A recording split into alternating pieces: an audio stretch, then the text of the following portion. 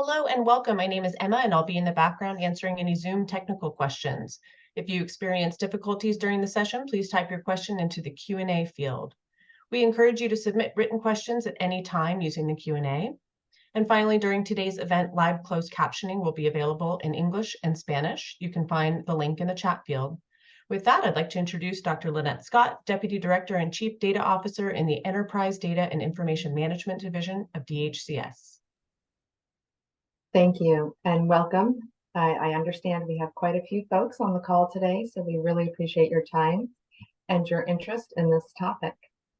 So we will go ahead and go to the next slide. We'd like to start off with an update related to continuous coverage unwinding. As many of you know, the end of the Medi-Cal continuous coverage requirements necessitates a coordinated phased communication campaign to reach members with messages across multiple channels using trusted partners called DHCS coverage ambassadors. As California resumes normal Medi-Cal eligibility operations, which we did this past spring, members will need to know what to expect and what they need to do to keep their health coverage. Most members will either remain eligible for Medi-Cal or qualify for tax subsidies that allow them to buy affordable covered California coverage. DHCS will engage community partners to serve as DHCS coverage ambassadors to deliver important messages to Medi-Cal members about maintaining Medi-Cal coverage after the continuous coverage requirement ends. The DHCS coverage ambassadors are trusted messengers made up of diverse organizations that can reach members in culturally and linguistically appropriate ways. Additionally, DHCS coverage ambassadors are connecting Medi-Cal members at the local level with targeted and impactful communication.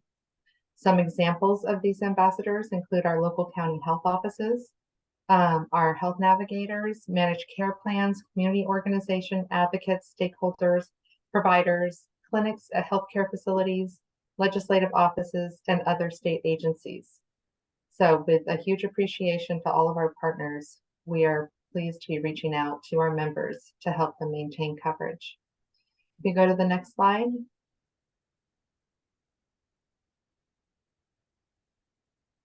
As continuous coverage unwinding proceeds, we are working through the various steps and have a number of resources available for organizations and individuals to access to support continued coverage. We launched the Keep Your Community Covered Resources Hub, which has resources in all 19 threshold languages. We've also released the Interactive Medi-Cal Continuous Coverage Unwinding Dashboard, which allows individuals to look and see what is happening in terms of the number of people that are continuing coverage, and if they are not, what some of those reasons are. We also have are directing Medi-Cal members to both keepmedicalcoverage.org or mantengasumedical.org, which has resources for them to update their information and find their local county offices. So very important to help share this information, which is why we are leading all of our presentations with this information to help connect members so that they can maintain coverage. Next slide. So today, as we dive in, we will be reviewing the Data Sharing Authorization Guidance version 2.0. We'll touch base on the purpose and intended audience, some key privacy laws under the DSAG, Data Sharing Authorization Guidance, AB 133 data sharing provisions, consent and authorization guidance, and an example. So as we can go ahead and go to the next slide, and we will be working on having some good amount of time for questions at the end. Next slide. So we're going to start with an overview of the Data Sharing Authorization Guidance with some background and context. Going to the next slide. And so the Data Sharing Authorization Guidance began with Assembly Bill 133, which included a number of different initiatives, including the authorizing language for CalAIM, or California Advancing and Innovating Medi-Cal. As part of the statute in AB 133, in order to support the implementation of CalAIM, There were new provisions that were added to the Welfare and Institution Code and the Penal Code to promote care coordination by allowing data exchange, even in cases where state privacy laws otherwise might prohibit such data exchange. So there's two important sections that were updated, and we're highlighting the first one here, which is the Welfare and Institution Code, that really gave permission and requirements related to sharing data, including both health, social services, housing, and criminal justice information, records, and other data among the organizations and the providers that will be providing services under CalAIM. This data sharing does not conflict with federal law. So if there is federal law that is more restrictive, this does not change that federal law. However, it does allow that data sharing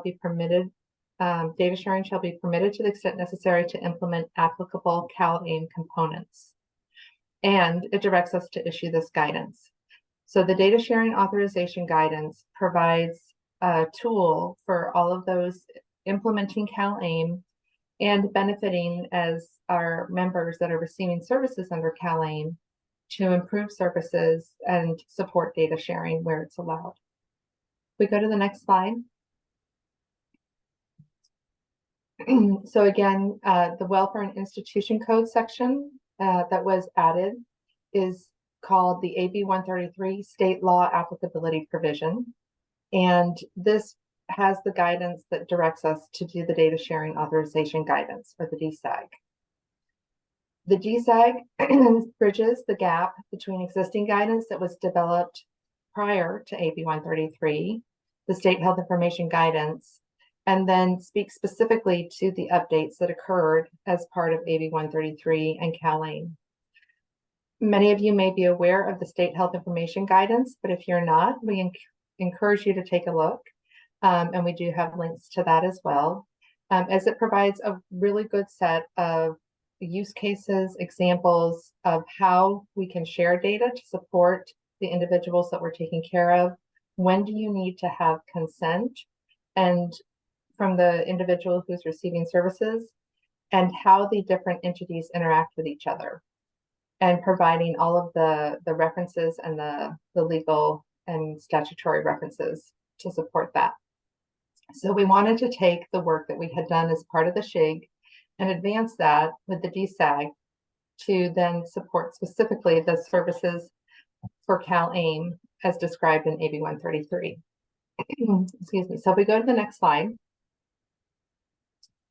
The second piece of code that was updated that I mentioned earlier was Penal Code Section 4011.11H.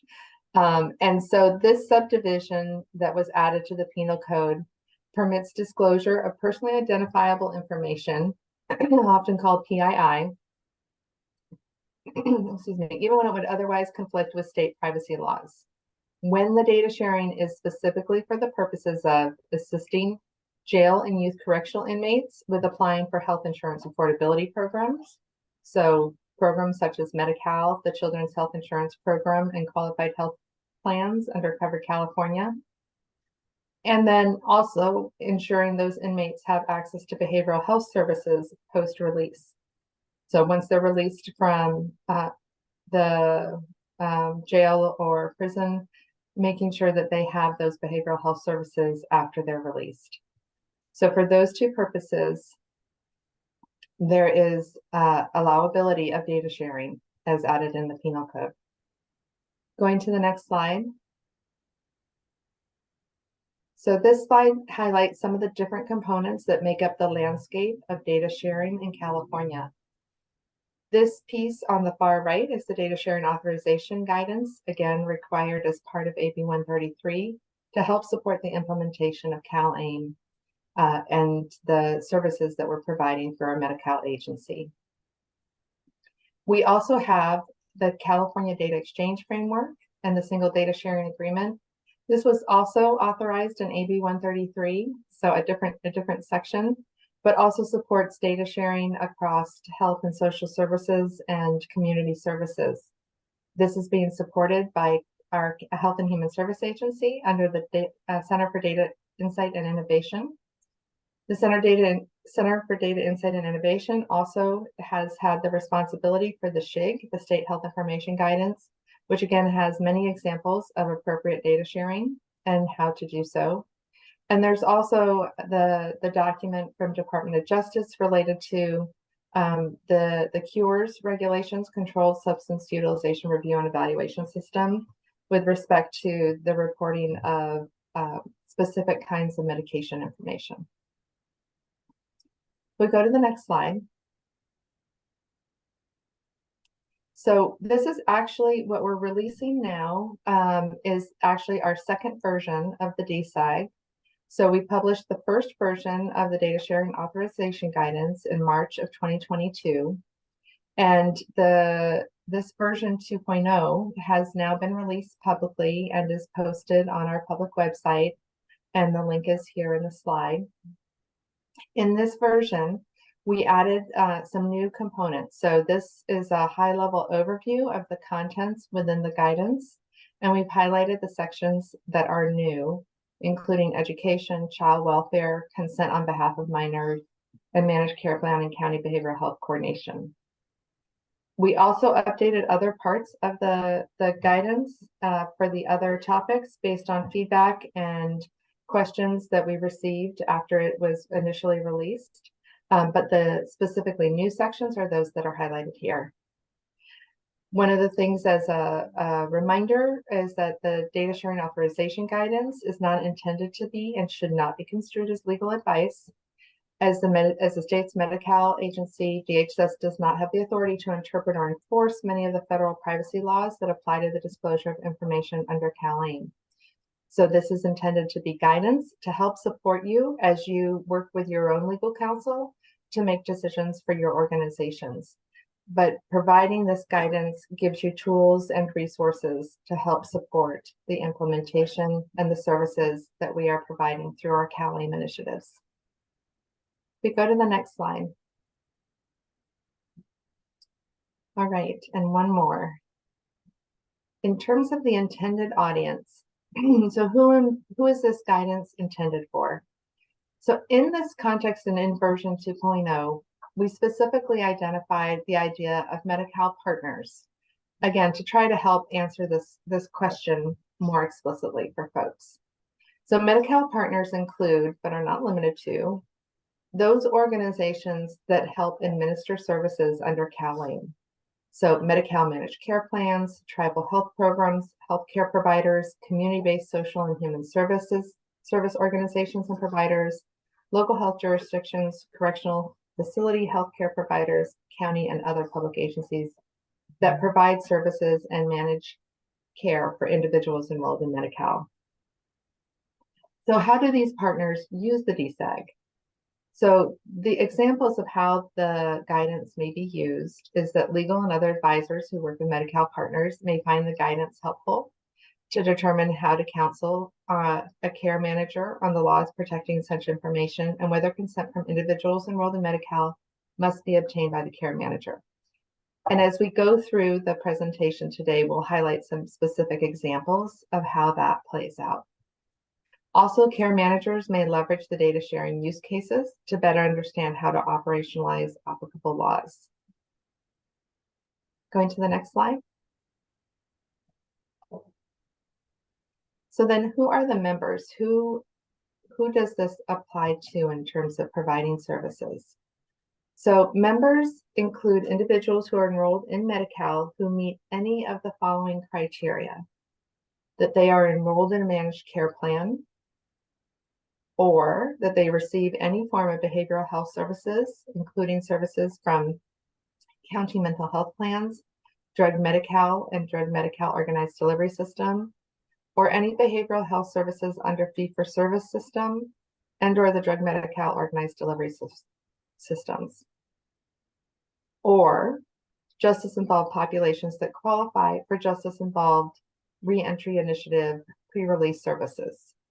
So in terms of who does this apply to, again, members that are enrolled in Medi-Cal who meet any of the following criteria. So this is a 1 or 2 or 3. The guidance does not apply to those who receive care exclusively under Medi-Cal fee-for-service, who are neither recipients of behavioral health services nor qualified inmates receiving targeted pre-release Medi-Cal benefits. So as we move into 2024, this is a very small percentage of our Medi-Cal members that this would not apply to, but we have received this question frequently, and so we wanted to make this as clear as we can. And again, any 1, 2, or 3 means that this applies. Going to the next slide. All right, and the next slide. So some specific topics of focus. So the authorization guidance, again, provides background on legal and regulatory requirements that may be applicable to help Medi-Cal partners better understand applicable privacy and consent laws across 4 areas of data privacy. So these 4 areas in particular are healthcare, substance use, education, and child welfare and other social service records. And we have listed here some of the laws that specifically apply, although this is not a comprehensive set of citations. Again, more comprehensive list is contained in the guidance itself. Going to the next slide. So to dive into, again, some of the examples that I referenced before, it's important to understand some of the key terms that are described in privacy laws, and thus that we highlight throughout the data sharing authorization guidance. So the first one is the treatment care coordination consent exception. So generally, state and federal law that we discuss in the DSAG do have exceptions. And this term is used when describing whether there is an exception to state and federal law that permits disclosures without consent in order to coordinate care or treat a Medi-Cal member. So there are times when consent for data sharing by the member is not required because the data sharing is allowed to support the activities under the law. And again, we'll highlight some of that. A second term, personal identifiable information, is a term I used earlier today. Any information about an individual maintained by an organization, including but not limited to education, financial transactions, medical history, and criminal or employment history, or other information that can be used to distinguish an individual's identity, such as their name, social security number, date and place of birth, mother's maiden name, biometric records, etc. So personal identifiable information is an important term that we frequently use. The second one here, protected health information, is a subset of PII and specifically relates to personally identifiable health information that is created or received by a covered entity. In this context, covered entity and business associates are specifically defined under HIPAA, which is the Health Insurance Portability and Accountability Act. And HIPAA also then specifically defines protected health information. So again, PHI, a common term we have in the healthcare industry, is a subset of PII, which applies across all the different programs that we are working to coordinate under CalAIM. So if we go to the next slide. Again, we'll start with HIPAA. So these are healthcare privacy laws on this slide. And HIPAA is the one most folks know, and most folks think that the P refers to privacy, but it's actually portability. So the Health Insurance Portability and Accountability Act, again, in order to meet the needs of administrative simplification in the healthcare industry, privacy and security of information that's transmitted and shared is very important. And so that's why PHI is defined, and there's very specific rules around how that can be shared. One of those purposes is treatment and care coordination.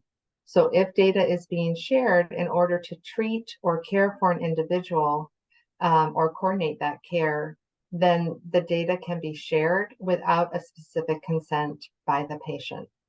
And this is communicated through notice of privacy practices, that most, I would say most individuals, hopefully every individual, has seen and been asked to review when you go for healthcare services. A California specific law, Confidentiality of Medical Information Act, is the specific California state health privacy law that mirrors HIPAA. However, it does differ from HIPAA by extending to certain organizations like personal health record vendors that may not otherwise be subject to HIPAA. This law, CMIA, does also have the same treatment care coordination consent exception, which means data can be shared without the explicit consent. And then the third one we highlight here, Lantrim and Petrus Short Act.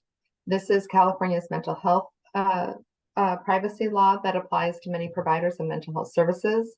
It also closely aligns to HIPAA, but it does have some different requirements for consent as compared to HIPAA. That being said, it does have the treatment care coordination consent exception as well. So this highlights 3 key laws that we deal with in healthcare. If we go to the next slide, the fourth one, again, this relates to healthcare, and I think this will answer some of the questions we've seen in the chat. So 42 CFR Part 2, often referred to as Part 2, relates to substance use laws at the federal level.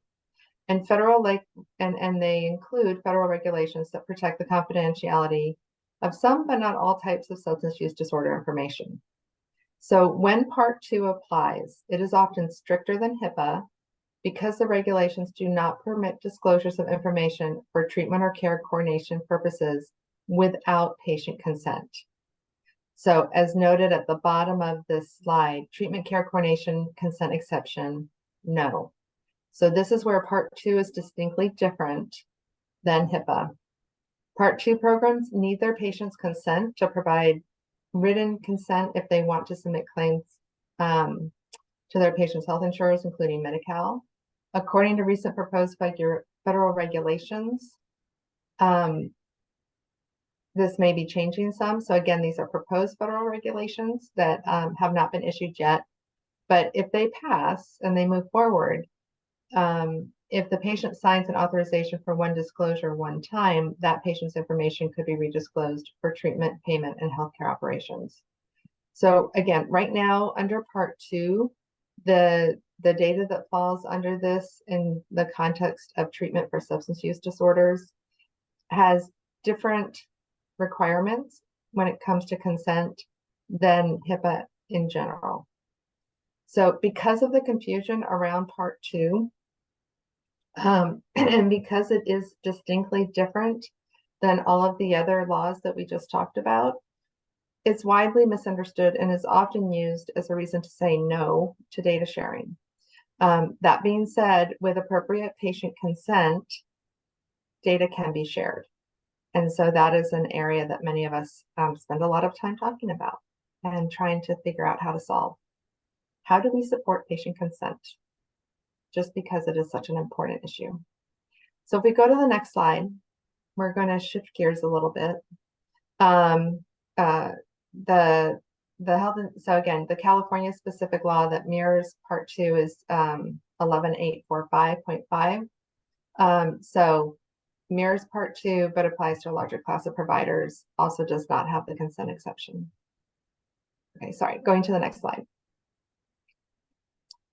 All right, so shifting gears to education records. So as part of CalAIM, we're looking to coordinate care across a number of different organizations and services to support the health of the individuals that we're responsible for. So Medi-Cal partners seeking access to school records of minor members must comply with the federal and state laws that protect the confidentiality of that information.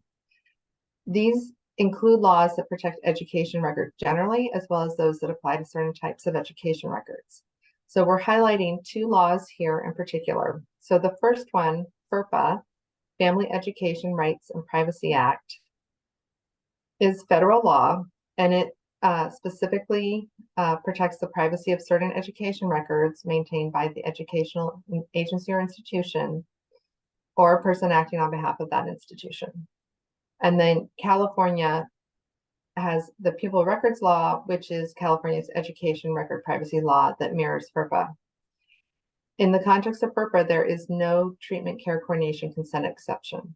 So again, to share that data, consent would have to be obtained by the individual to whom that information is related to. Another example, Individuals with Disabilities Act, or IDEA, Parts B and C. This is also federal law protecting education records of children, specifically with disabilities, including the individualized education programs and early intervention program records. This federal law also does not have a treatment care coordination consent exception. So as you've seen, as I've been going through these slides, highlighting where there is this, where there is requirement for consent versus not, this is also spelled out in the data sharing authorization guidance to help guide you through the process. So we go to the next slide. So child welfare records is another area that's new in the DSAG. And there are multiple laws that address when child welfare records may be disclosed. Medi-Cal partners may be able to access child welfare records for purposes of coordinating care under CalAIM if Medi-Cal partners become part of the child's multidisciplinary team and in other limited circumstances. This is an area that we are working closely with our Department of Social Services to provide more clarifications.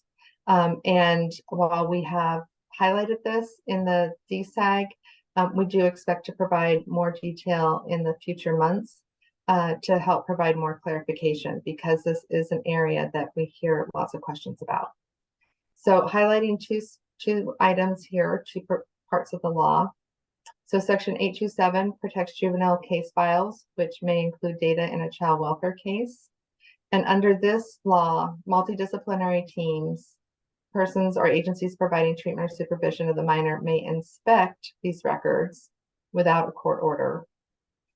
Some individuals may be members of the multidisciplinary team, such as Child Protective Agency employees, social services employees, and staff of social services licensees may receive copies of such records. So there's a distinction in this law between inspecting versus receiving copies.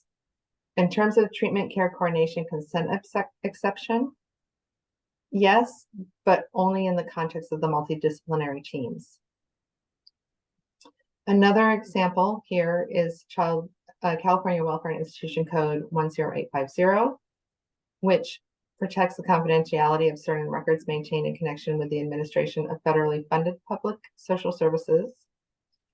And so the protections of this section 10850 apply to both child welfare as well as other social service records such as CalFresh or CalWorks. In terms of a treatment care coordination consent exception, it's only in very limited cases. So again, we encourage you to take a look at the full DSAG for more detail. And we do expect to provide more clarification in the future. Going to the next slide. So continuing with child welfare records. So given the requirements of federal law regarding the need for privacy protections for records related to child abuse and neglect and other child welfare records, DHCS does not interpret AB 133 state law applicability provision as waiving all state laws to protect the confidentiality of child welfare records. So again, this is an area where given the federal law requirements, the ability to interpret state law is more limited because we need to make sure we do not contradict federal law. There may be circumstances under which Medi-Cal partners can exchange child welfare data, such as the CANS, Child and Adolescent Needs and Strengths Assessments, that are maintained by county child welfare agencies, without relying on AB 133, the AB 133 state law applicability provision. This is because state guidance has permitted the disclosure of the CANS assessments between child welfare agencies and mental health plans specifically. So this is an area where both social services and healthcare services have issued previous guidance and behavioral health information notices to the applicable counties. Again, more information about privacy laws is in Section 2 of the DSAG. Going to the next slide. All right, and then one more. So in terms of data sharing provisions and related guidance. So AB 133 limits the application of certain state privacy laws so information can be shared more easily to coordinate care. The first one that we're talking about here, in terms of modifications to the Welfare and Institution Code. Again, the purpose is this law permits sharing of health, social services, housing, and criminal justice information, records, and other data with and among DHCS plans, counties, providers, and other entities to help implement CalAIM.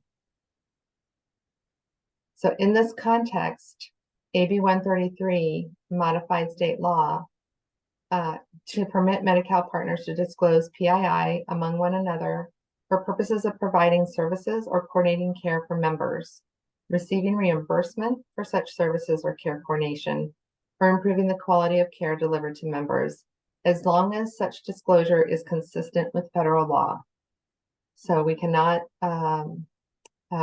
be inconsistent with federal law. Importance of this modification is that the disclosures are permitted because one of the primary goals of CalAIM is to identify and manage the risk and needs of Medi-Cal beneficiaries through whole person care approaches and addressing social determinants of health, as well as to improve quality outcomes and reduce health disparities.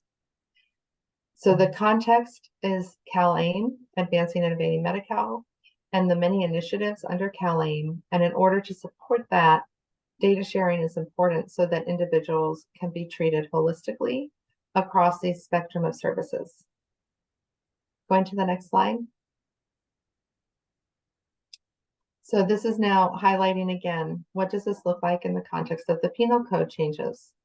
So the purpose, state law requires the department, counties, county sheriffs, and county probation agencies to share information and data necessary to facilitate enrollment of inmates in health insurance affordability programs. And the law requires managed care plans and Medi-Cal behavioral health delivery system to develop a process requiring jails to coordinate with them to facilitate data exchange. So this modification was important because by permitting the disclosure of PII when it is done for the purpose of one, assisting jail and youth correctional inmates with applying for health insurance, affordability programs, and two, ensuring those inmates have access to behavioral health services post-release. So we've talked about this a couple times throughout this webinar, but this is something that we really want to highlight because, again, the importance of the data sharing to provide services is critical to being able to achieve the outcomes that we're all working together to do.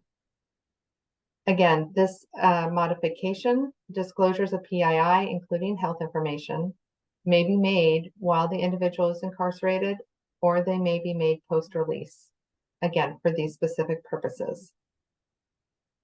Going to the next slide. So one of the things that we wanted to highlight as well today is not just that this is what the statute says, but also to really encourage our partners, our Medi-Cal partners, to review your policies and procedures, as well as other data sharing practices and contractual terms to make sure that they are not overly restrictive and ensure that they have compliance with respect to these rules. So there's two aspects that we're going to highlight here. So first, under the new penal code sections, counties may not withhold information based on their own policies, procedures, or preferences if those are more restrictive than the requirements under penal code section 4011.11 or federal law.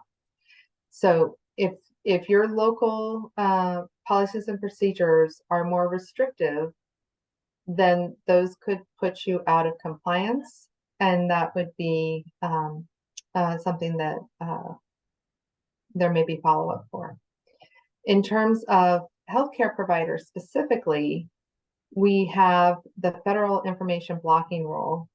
While this concept of information blocking has been around for many years now, folks are still learning about it.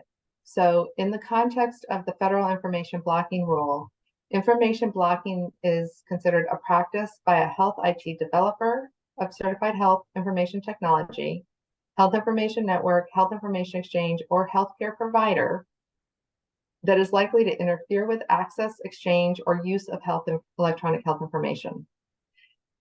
The 21st Century Cures Act specifically speaks to sharing electronic health information as the norm,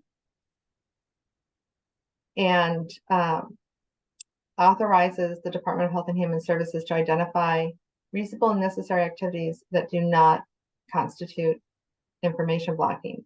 So 21st Century Cures Act really tries to set the norm that we will share data where it's allowed securely to make sure we protect privacy and confidentiality in accordance with HIPAA, but that we will share data to support care delivery, care coordination of individuals, and to share that information with the individuals to whom it applies. So if folks are charging large amounts of money to share data through exchange, or they have contracts that prohibit exchange when it is not actually prohibited under law, those are things that constitute federal information blocking.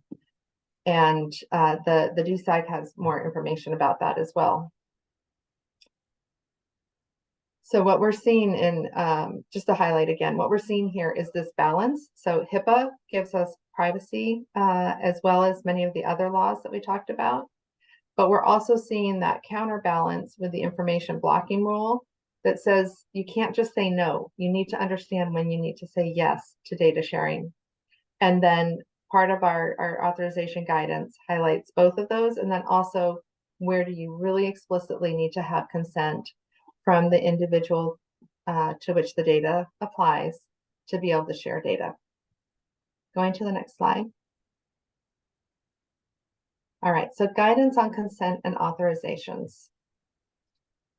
With respect to consent, there is a lot of, sorry, let me just do a quick double check. You can still hear me okay? If the answer is yes, because you haven't said no. Okay. So in the context of consent and authorizations, use of electronic signatures and verbal consent can be used. So in some cases, an individual's authorization is required for the disclosure of information under CalAIM, as we have discussed. And so AB 133 allows Medi-Cal partners to use electronic signatures on data sharing authorization forms. And both federal and California law allow the utilization of electronic signatures as long as they meet certain standards. Going to the next slide.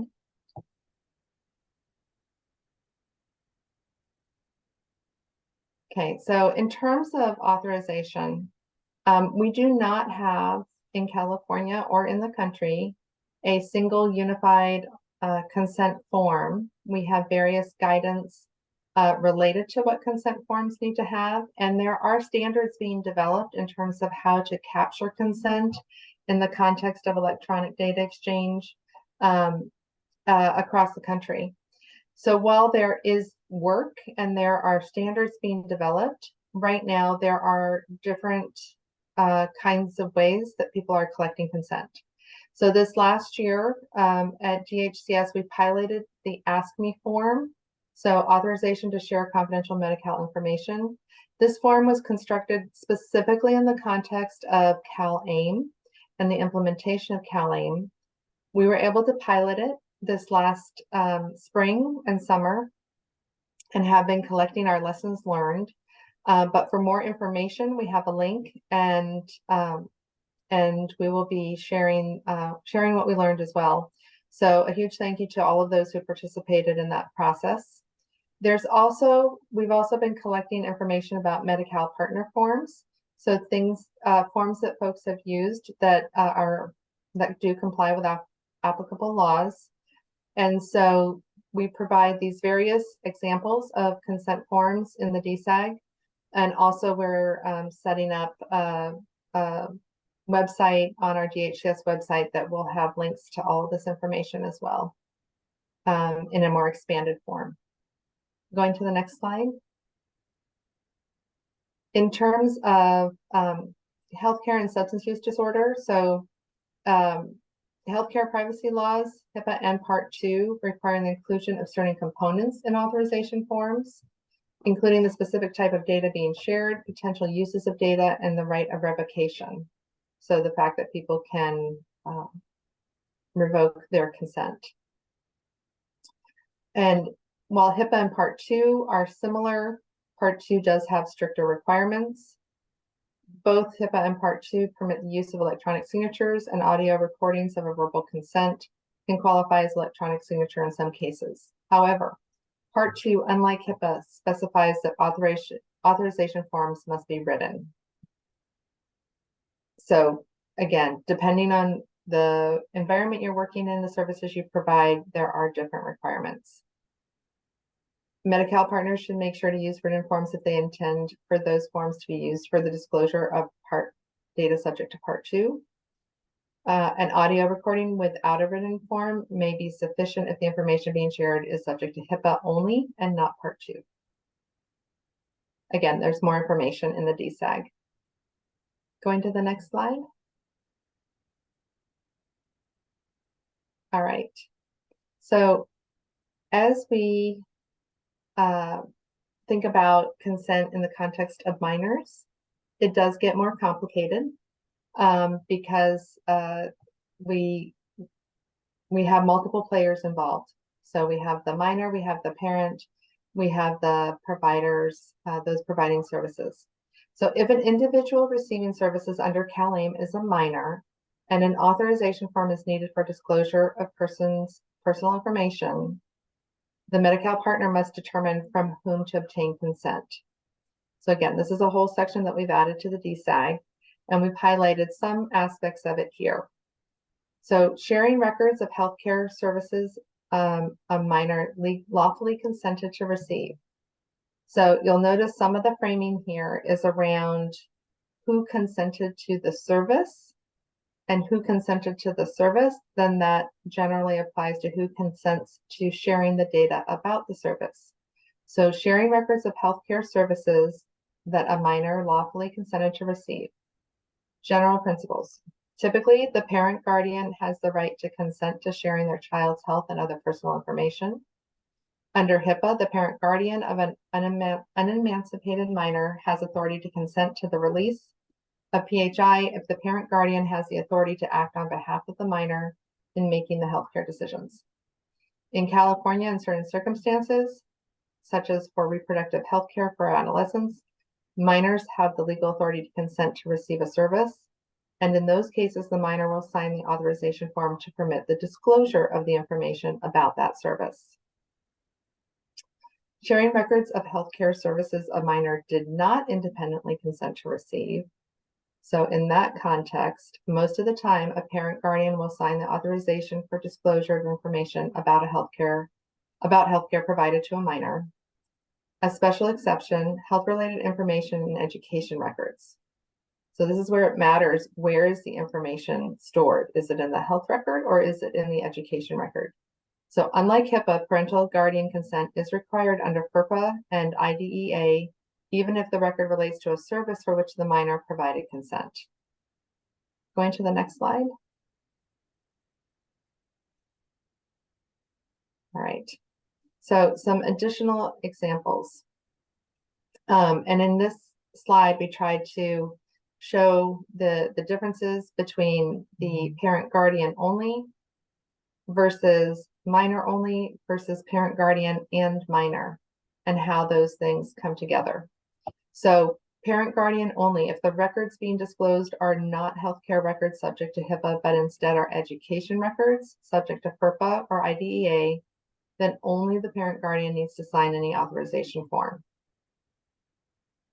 Minor only. Some services do allow minor consent and do not require parent consent. For example, children in California have the right to consent to reproductive health services without the parent guardian's authorization. So therefore, they have the ability to consent to having that data shared. And then when there's both parent guardian and minor, so under Part 2 in California law, providers furnishing substance use treatment to minors under the age of 12 must obtain consent from both the minor, and the parent guardian. And in this case, it's sometimes referred to as dual consents. In cases that are of suspected abuse or neglect where a parent guardian does not retain the right to consent to healthcare services for a child, a court may place limits on the parent's guardian's right to consent to the child's medical care, and others may instead provide such consent in place of the parent or guardian. So again, when the court's involved, there may be others that provide consent. All right, going to the next slide. And the next one. So we'll do a quick example here, and then we'll be shifting gears. So as an example, using this as a kind of a flow chart. So this use case scenario includes a managed care plan coordination of behavioral health services. The graphic explains the data exchange and illustrates a visual depiction that helps determine whether data is allowed to be shared and provides a legal rationale for why the data should or should not be shared. So as you see, we have the start, and then the question: has the member or the member's personal representative signed a data sharing authorization form that allows for disclosure from the managed care plan to the mental health plan or drug Medi-Cal organized delivery system? So again, have they signed a data sharing authorization? If yes, then all of the information here can be shared: demographic, physical health encounters, developmental services, mental health, and Part 2. If the answer is no, then the Part 2 claims cannot be shared. So this is an example of how the consent exception works as we look at a particular example. And we have more examples in the guidance itself. Go ahead and go to the next slide. And the next one. So in terms of next steps, even as we were developing version 2.0, we heard that there was more that would be helpful, and in particular, the idea of toolkits and specific use cases with more detail that help support the various examples of how our Medi-Cal partners are delivering services to our Medi-Cal members would be helpful. So in terms of next steps, we are going to be looking to develop specific toolkits around particular populations of focus, and with the goal that they can be concise and used in particular care environments and care teams to help support the decision-making around when various privacy rules apply and how and when consent is required and how to help support that. So we will be working on these toolkits over the coming months, and we'll look to have real-world examples to help providers and program managers navigate these rules. We look to follow some of the initial guidance that was done in the SHIG, the State Health Information Guidance, in terms of having use cases and being able to have flowcharts as well as description to help folks navigate these complex environments. And I believe we are now ready to move into questions. And I know there's been a number of questions coming in through the Q&A. And I will turn it over to Emma to help coordinate this and provide instructions. And then we'll get through as many questions as we can and go from there. Thank you. Great. Just a reminder that all questions received through the Q&A box today will be recorded as comments and questions. For anyone that would like to raise their hand to ask a question, we will unmute you in the order that you have raised your hand. If you logged on via phone only, press *9 on your phone to raise your hand, listen for your phone number to be called, and after you're selected to share your question or comment, please ensure you are unmuted by pressing *6. If you logged on via the Zoom interface, press raise hand in the reactions area, and if selected to share your question or comment, please ensure you are unmuted on your audio. We're limiting comments and questions to 2 minutes today. And at the moment, I don't see any hands raised, so we might want to continue with the Q&A So maybe just looking through while we're waiting to see if there's any hands that are raised, taking a look at the chat. So one of the questions was, when can we expect the toolkits? So this would be, I think we're looking to have those put together by next summer, but we'll be working on those over the coming months. And we'll be interacting with some of our different stakeholder groups to help get feedback and input on that as we work through them. So another question was, should the guidance 2.0 be understood to replace 1.0, or should we be working with both documents together? 2.0 is the updated version, so you can just use 2.0. So everything that was in 1.0 is included in 2.0 with additional information and additional clarification. So so you can work just with version 2.0. There was a question about the authorization guidance related to the data exchange framework, policies and procedures. So the data sharing authorization guidance that we're publishing here is in the context specifically of CalAIM and AB 133. And so the aspects that are specific to that, it intersects with the data exchange framework, but the data exchange framework is broader because it's not specific to CalAIM. So that's kind of, so that they don't contradict each other. It's just that the data sharing authorization guidance is specific to CalAIM, whereas the data exchange framework has the broader policies and procedures. In terms of, there's a question about let's see, where to direct email questions. Let's see, maybe we can move forward another slide or two just to highlight for folks. So in the appendix, we do have information about the public comments that were received. And okay, I apologize. I thought we had a slide with the references or contact information, but I'll ask the team if we can throw the contact information into the Q&A for folks to see. That would be great. And then let's see, any other live questions that have come through, Emma? No hands raised at this time. Okay.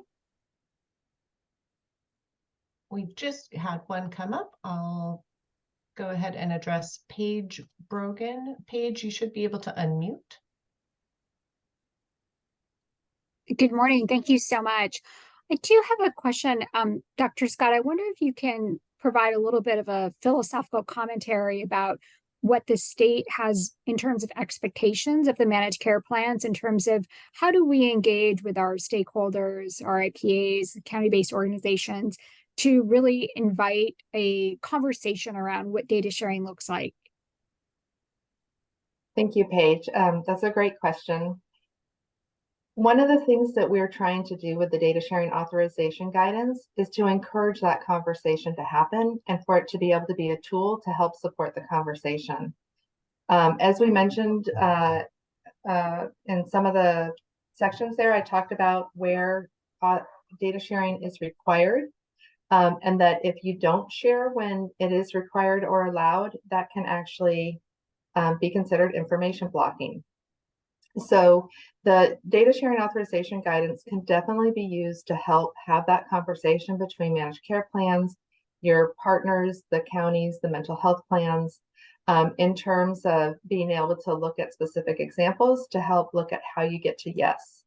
So again, part of the way much of the work has been going, both at the federal and the state level, is trying to both update state laws and state and federal laws and regulations that help say the assumption should be around data sharing unless it is specifically not allowed. Consent obviously is required in many cases. And so we encourage folks to look at that in the delivery care environment that you're working in. But we're also looking at that at the state level as well in terms of how we can support that more broadly. Again, the Ask Me pilot was something that provided us a lot of information about consent and how consent is working, because we know that's really key to really be able to help facilitate the data sharing in the most robust way. But again, would strongly encourage you using the DSAG as a way to help initiate or to have those conversations with your partners. And again, looking at how we get to yes, not starting with no. Hopefully that helps.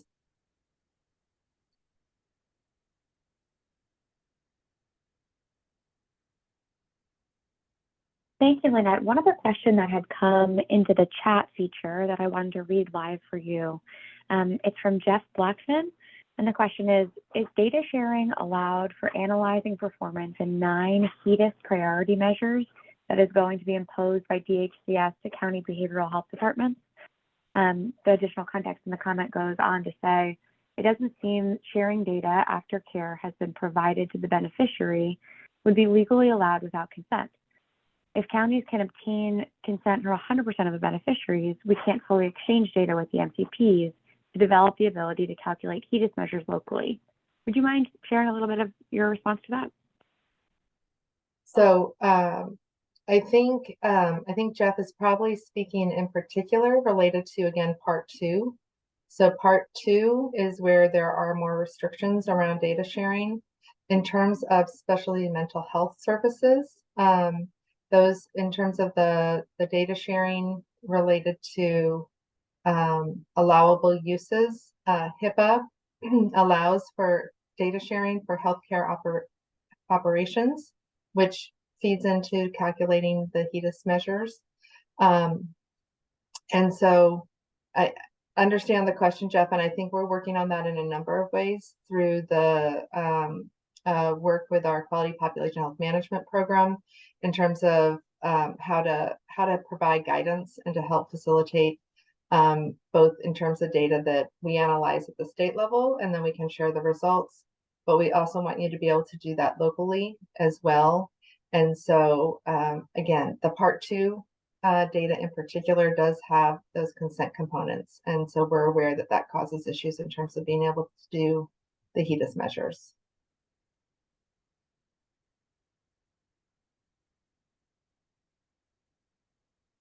Excellent, thank you. And one other question that came in that was addressed, but may be helpful for some additional context. It appears that this does not apply for CalAIM members who receive ECM and CS services, but do not receive one of the 3 services. Can you share a little bit more about who this applies for, which CalAIM members? So this applies to all CalAIM members. So it applies to it includes the enhanced care management, the community supports, but not just enhanced care management and community supports. It also applies to the other CalAIM initiatives.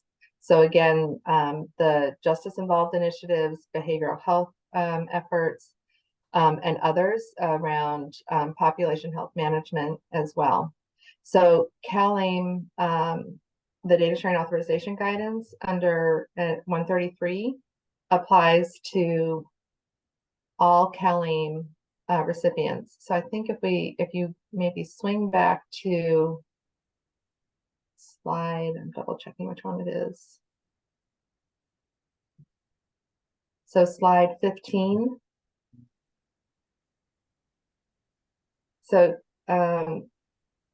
then on slide 15, we list again members that this guidance applies to includes individuals enrolled in Medi-Cal who are enrolled in a managed care plan or receiving any form of behavioral health services or justice involved populations that qualify for justice involved reentry initiative pre-release services. So it applies to all of those. And within that, one subcomponent of CalAIM is the enhanced care management and community supports. Yeah, Lynette, I tried to answer that in the chat, I think, and my take on that is a little outside of my usual turf here, but my understanding is that enhanced care management and community supports are delivered through managed care. So if Exactly. someone's getting those services, they will be in a managed care plan, and that makes them clearly within the CalAIM umbrella. Exactly. Exactly. Yes. Thank you, Morgan. Yep, and there's the slide for folks.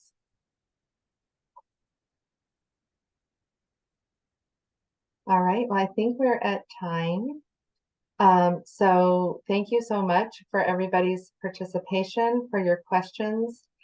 We are taking note of the questions that have landed in chat that we haven't necessarily had a chance to answer here, and we'll see what we can do to get additional information. Let's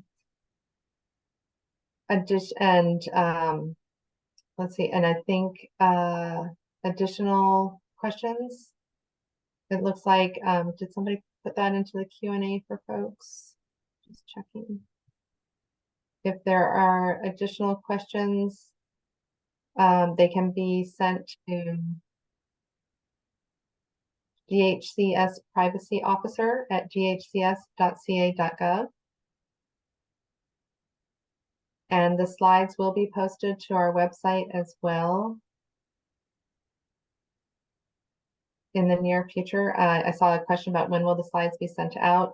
Again, they'll be posted to our website in the very near future. I'm not sure if we have an exact date on that, but more to follow. All right. Well, thank you again. Again, really appreciate everybody taking the time to be here today. We're really interested in hearing from you as to how the guidance helps support your work and where there's opportunities for improvement, as we will be working on toolkits and additional information. So not done yet, and definitely looking to continue to support the really important work that you're doing with us to implement CalAIM, all of the initiatives under CalAIM, so we can really provide holistic services to our members. Thank you so much. Have a great day.